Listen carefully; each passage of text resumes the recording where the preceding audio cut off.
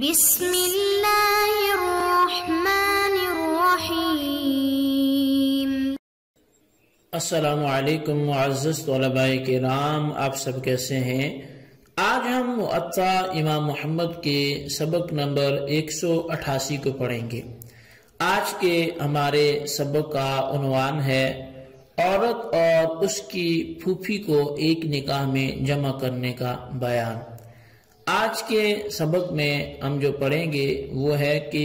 کن دو عورتوں کو آپس میں جمع نہیں کیا جا سکتا، اور بالخصوص ان میں جو یہاں پہ ذکر کیا جائے گا وہ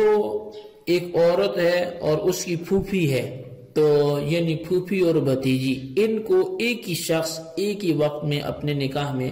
جمع نہیں کر سکتا۔ تو اس حوالے سے گفتگو ہونی ہے، اور پھر اس پر جو قواعد اور ضوابط ہیں وہ بھی بیان کیے جائیں گے، تفصیلی کلام ہوگا۔ تو ہمارا جو باب شروع ہوتا ہے وہ باب لا یجمع الرجل بین المرأة وعمتها فی النکاح، کہ یہ باب ہے کہ آدمی عورت اور اس کی پھوپھی کے درمیان نکاح میں جمع نہیں کر سکتا، عورت اور اس کی پھوپھی کے ساتھ بیک وقت نکاح نہ کرنے کے بیان میں یہ باب ہے۔ امام محمد رحمۃ اللہ علیہ اس باب کی پہلی حدیث پاک ذکر کرتے ہیں، اور اس کے بعد پھر اپنا نظریہ بیان کر کے پھر دوسری حدیث ذکر کرتے ہیں۔ آپ لکھتے ہیں کہ اخبرنا مالک حدثنا ابو الزناد عن عبد الرحمن الاعرج عن ابی ہریرۃ ان النبی صلی اللہ علیہ وسلم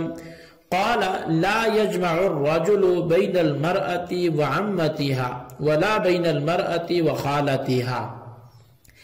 امام محمد فرماتے ہیں کہ ہمیں امام مالک نے خبر دی ہے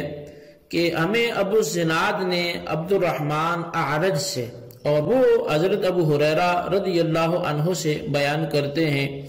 کہ نبی کریم صلی اللہ علیہ وسلم نے ارشاد فرمایا کہ کوئی شخص پھوپھی بھتیجی کو اور نہ ہی خالہ بھانجی کو نکاح میں جمع نہیں کر سکتا۔ اور اسی طرح امام محمد فرماتے ہیں اس حدیث پاک لکھنے کے بعد قال محمد وبهذا ناخذ وهو قول ابي حنیفہ والعامة من فقهائنا رحمهم اللہ تعالی۔ امام محمد فرماتے ہیں کہ اسی پر ہم احناف کا عمل ہے، اور یہ قول صرف دیگر احناف کا نہیں بلکہ امام اعظم امام ابو حنیفہ رضی اللہ تعالیٰ عنہ اور ہمارے عام فقہاء کرام کا یہی قول ہے۔ اخبرنا مالک اخبرنا یحیی بن سعید انه سمع سعید بن المسیب ان ینہا ان تنکح المرأة على عمتها او على خالتها وان يطأ الرجل وليدة في بطنها جنين لغيره۔ امام محمد رحمۃ اللہ علیہ فرماتے ہیں کہ ہمیں امام مالک نے خبر دی ہے، اور وہ فرماتے ہیں کہ ہمیں یحییٰ بن سعید نے خبر دی کہ انہوں نے حضرت سعید بن مسیب رضی اللہ تعالیٰ عنہ سے سنا کہ وہ پھوپھی کے نکاح میں ہوتے ہوئے بھتیجی سے نکاح کرنے سے منع کیا کرتے تھے، یا پہلے سے خالہ کی موجودگی میں اس کی بھانجی سے نکاح کرنے سے منع کیا کرتے تھے، اور اس سے بھی منع کیا کرتے تھے کہ کوئی شخص ایسی لونڈی سے بتی کرے کہ جس کے پیٹ میں کسی دوسرے کا بچہ ہو۔ قال محمد وبهذا ناخذ وهو قول ابی حنیفہ والعامة من فقهائنا رحمهم اللہ تعالی۔ امام محمد رحمۃ اللہ علیہ لکھتے ہیں کہ اسی پر ہم احناف کا عمل ہے، اور امام اعظم امام ابو حنیفہ رحمۃ اللہ علیہ اور ہمارے عام فقہاء کرام رحمهم اللہ تعالی کا بھی یہی قول ہے۔ اچھا، بیوی کی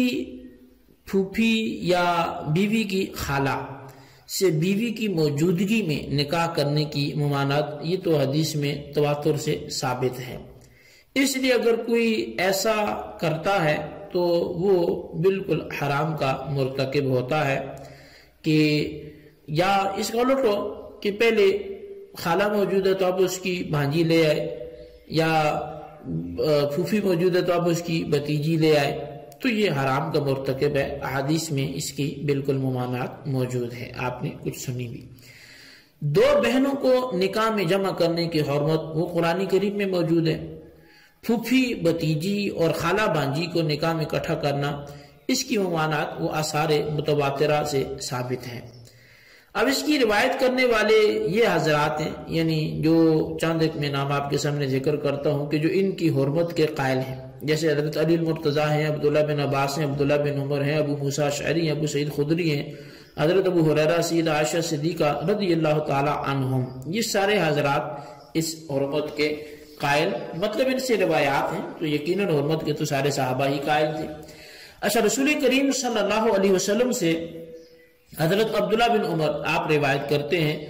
کہ آپ نے فرمایا کہ پھوپھی کی موجودگی میں اس کی بھتیجی اور خالہ کی موجودگی میں اس کی بھانجی سے نکاح نہ کیا جائے، اور نہ ہی بھائی کی بیٹی پر اور نہ ہی خالہ کی بیٹی پر۔ بعض حدیث میں یوں بھی آیا کہ نہ چھوٹی سے بڑی کے ہوتے ہوئے اور نہ بڑی سے چھوٹی کے ہوتے ہوئے۔ بعض الفاظ کے اختلاف کے باوجود اس کے مفہوم پر تمام کا ہی اتفاق ہے اور سب نے اسے قبول کیا ہے۔ اب یہ تواترات اور مستفید کے ساتھ مذکور ہے، اور یہ مسئلہ ایسا ہے کہ جو علم و عمل دونوں کے اعتبار سے یقینی ہے، لہٰذا آیت کے ساتھ اس کا حکم بھی لازم اور واجب ہے۔ تو بہرحال اب اس موضوع پر ہی اگر صرف دیکھا جائے کہ کن دو عورتوں کو جمع نہیں کیا جا سکتا نکاح میں، تو مصنف عبدالرزاق میں تقریباً 18 عدد احادیث صحیح سند کے ساتھ صرف اس موضوع پر موجود ہیں۔ یہاں ضروری سمجھوں گا کہ ایک مسئلہ ایک قاعدے کی صورت میں آپ کو بیان کر دیا جائے اور ایک ضابطہ بیان کر دیا جائے۔ اس مذکورہ مسئلے میں حضرات علماء کرام نے ایک قاعدہ کلیہ ذکر فرمایا ہے، ایک ضابطہ تعریف فرمایا ہے، جس کو سامنے رکھ کر ہم کوئی سی دو عورتوں کو نکاح میں جمع کرنے کے جواز اور عدم جواز کو معلوم کر سکتے ہیں۔ وہ قاعدہ یہ ہے کہ ایسی دو عورتیں کہ جن میں سے کسی ایک کو مرد فرض کر لیا جائے تو ان دونوں کا باہم نکاح ناجائز ہو، ان کو ایک نکاح میں جمع کرنا جائز نہیں ہے۔ مطلب جن دو کو بندہ اپنی بیوی بنانا چاہتا ہے، دونوں کو بیویاں بنانا چاہتا ہے، تو اگر ان دونوں میں سے ایک کو مرد فرض کر کے ان کا آپس میں نکاح کا سوچا جائے تو وہ جائز نہ ہو، تو پھر ان دو عورتوں کو ایک نکاح میں جمع کرنا بھی جائز نہیں ہوگا۔ اب اس صورت میں مثال کے طور پہ پھوپھی بھتیجی کو ہی لے لیں، ان میں سے کوئی ایک اگر مرد فرض کر لیں تو یہ باہم دو رشتے ہوں گے۔ پھوپھی کو مرد فرض کریں تو چچا اور بھتیجی ہو گئے، اور اگر پھوپھی کی بجائے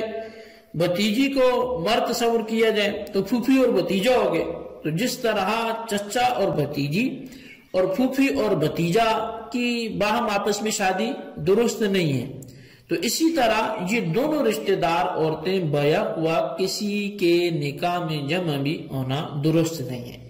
اور علماء کرام کا یہ ضابطہ محض اختراعی یا اپنا بیان کرنا یا اپنا ایجاد کردہ نہیں ہے، بلکہ مصنف عبدالرزاق میں باقاعدہ حدیث پاک میں یہ ضابطہ موجود ہے، جسے امام شعبی وہ روایت فرماتے ہیں کہ کسی مرد کو یہ نہیں کرنا چاہیے، لا ينبغي لرجل ان يجمع بين امرأتين لو كان احدهما رجلا لم يحل له نکاحها، کہ کسی مرد کو یہ نہیں کرنا چاہیے کہ ایسی دو عورتیں اپنے نکاح میں جمع کرے کہ جن میں سے ایک اگر مرد ہوتی تو اس کا دوسری کے ساتھ نکاح وہ حلال نہ ہوتا۔ تو یہ جو بات ہوئی ہے یہ کوئی اختراعی بات نہیں ہے، بلکہ یہ جمہور علماء اہل سنت نے جو بات کی ہے یا حناف نے جو نظریہ بیان کیا ہے، تو یہ باقاعدہ حدیث میں موجود ہے یہ ضابطہ۔ اچھا، اب یہاں پر ایک اعتراض میں ذکر کروں گا اور اس کے بعد جو ہے وہ ہم گفتگو کو ختم کرتے ہیں۔ اعتراض یہ کہ خوارج کا یہ نظریہ ہے کہ پھوپھی اور بھتیجی اور خالہ اور بھانجی ان دونوں کا بیک وقت نکاح میں جمع ہونا یہ جائز ہے۔ اس کی وہ وجہ یہ بیان کرتے ہیں کہ قرآن کریم میں جن محرمات کا ذکر آیا ہے ان میں یہ لوگ شامل نہیں ہیں، یعنی پھوپھی بھتیجی خالہ بھانجی یہ شامل نہیں ہیں۔ اور غیر شامل کے لیے اللہ تعالیٰ نے فرمایا تھا کہ احل لکم ما وراء ذالکم کہ مذکورہ محرمات کے علاوہ تمہارے لیے دیگر عورتیں حلال کر دی گئی ہیں. تو اور چونکہ پھوپھی بھتیجی اور بھتیجا اور اسی طرح پھوپھی بھتیجی اور خالہ باجی یہ اس وراء ذالکم میں داخل ہے، یعنی جو حرام کردہ عورتیں ہیں ان میں ان کا ذکر نہیں ہے، تو لہٰذا یہ جمع کرنا بھی جائز ہے. اب اس خوارج کے اعتراض کا جواب جو ہے وہ یہ ہے کہ خوارج کا یہ اعتراض اس وقت قابل توجہ ہوگا جب نبی علیہ السلام کی تمام احادیث سے انکار کر دیں. آپ کو یاد ہوگا کہ ابھی کچھ پہلے ہی یہ بیان ہوا کہ پھوپھی بھتیجی اور خالہ بانجی کا ایک کے نکاح میں جمع ہونے پر آثار متواترہ سے اس کی حرمت ثابت ہے. یعنی یہ بات تو ابھی بتائی گی، آثار متواترہ سے حرمت ثابت ہے، بلکہ صریح حدیث اس کی حرمت میں موجود ہے. تو آثار متواترہ اور حدیث صحیح کو چھوڑ کر جو ہے وہ اس کے خلاف مذہب نہیں اپنایا جا سکتا، کیونکہ خود قرآن کریم ہمیں یہ پابند کرتا ہے کہ وَمَا آتَاكُمُ الرَّسُولُ فَخُذُوهُ وَمَا نَهَاكُمْ عَنْهُ فَانْتَهُوا کہ تمہیں جو کچھ رسول کریم دیں تو وہ تم لے لیا کرو، اور جس چیز سے منع فرمائے تو اسے رک جایا کرو. اس لیے قرآن کریم کی آیت أُحِلَّ لَكُمْ وَأُحِلَّ لَكُمْ مَا وَرَاءَ ذَلِكُمْ کے ساتھ اس آیت کو پیش نظر رکھ کر جو ہے وہ نبی علیہ السلام کے ارشادات سے منہ موڑنا یہ کسی بھی طرح سے درست نہیں ہوگا. تو لہٰذا قرآن کریم پہ عمل ہوگا لیکن ساری آیات پہ ہوگا، احادیث پہ عمل ہوگا تو ساری آیات پہ ہوگا. تو لہٰذا اس لیے یہ بات ذہن نشین رکھی جائے کہ جب آثار متواترہ اور صریح حدیث میں پھوپھی اور بھتیجی کو اور خالہ اور بھانجی کو جمع کرنے کی ممانعت موجود ہے تو قرآن کریم کا یہ حکم ہے کہ پھر تمہیں رسول اللہ کی اتباع کرتے ہوئے اس سے رک جانا چاہیے. اچھا، آخر میں امام محمد رحمۃ اللہ علیہ نے وہ ایک مسئلہ ذکر فرمایا ہے کہ غیر سے حاملہ لونڈی کے ساتھ وطی جو ہے وہ مولا کو چاہیے کہ نہ کرے. اب اس کی وضاحت میں یہ عرض ہے کہ کسی شخص نے دوسرے سے اس کی لونڈی خریدی اور خریدنے کے بعد معلوم ہوا کہ وہ لونڈی امید سے ہے، تو اب اس نئے مالک کو اس لونڈی سے وطی کرنی چاہیے یا نہیں کرنی چاہیے. تو اس کے لیے یہ ہے کہ وہ اس سے وطی نہ کرے یہاں تک کہ بچہ جان لے. یوں ہی نئی خریدی کی لونڈی میں بھی یہ طریقہ اختیار کرے کہ اسے حیض آنے تک اس سے مباشرت نہ کرے. جمہور علماء کا یہ فیصلہ ہے کہ اگر زنا سے حاملہ عورت کی شادی غیر زانی سے ہوئی تو وہ خامند وضع عمل تک وطی نہ کرے. کتب احناف نے لکھا ہے کہ اگر صورت مذکورہ میں اسی زانی سے ہی اس حاملہ کی شادی کر دی گئی تو وہ اس سے وطی کر سکتا ہے. تو مقصد یہ ہے کہ نبی علیہ السلام کا جو فرمان ہے کہ دوسرے کے پانی یعنی منی کے ساتھ اپنا پانی نہ ملاؤ، اس میں ایک ہی شخص کے وطی حلال و حرام ہونے میں کوئی خرابی نہیں آتی، لیکن دو شخصوں کے ایک عورت سے وطی کرنا اس سے اشتباہ کا خطرہ جو ہے وہ ہو سکتا ہے، تو اس لیے یہ درست نہیں ہے. اس لیے بعض علماء نے یہ لکھا ہے اور فتویٰ دیا ہے کہ حاملہ کا نکاح جائز ہے، حاملہ کا نکاح جائز ہے، البتہ وطی کی صورتیں مختلف ہیں. اس کی جو ہے وہ وضاحت کتب فقہ میں تفصیلاً دیکھی جا سکتی ہے، بالخصوص ہدایہ میں بھی اس پہ کلام کیا گیا ہے، تو دیگر بھی کتب فقہ میں آپ اس کی وضاحت کو دیکھ سکتے ہیں. تو بہرحال نکاح کے جائز ہونے میں کوئی کسی کے اختلاف نہیں ہے، البتہ وطی کے ناجائز ہونے کے حوالے سے جو ہے مختلف اقوال ہیں. تو اس لیے احناف کا مذہب یہ ہے کہ جب تک وہ حمل سے ہے تو اس سے وطی نہ کی جائے، یہی زیادہ مناسب ہے. تو بہرحال یہ مذہب احناف تھا، یہ ہمارا آج کا سبق تھا جو آپ نے سماعت کی، اس کو اچھی طرح سمجھیں، اس کے خلاصے کو اپنے رجسٹر پر لکھیں. اللہ تبارک و تعالیٰ سے دعا کرتے ہیں جو پڑھا سنوں سے یاد رکھنے کی توفیق نصیب فرمائے. آمین بجاہ نبی الامین صلی اللہ علیہ وسلم.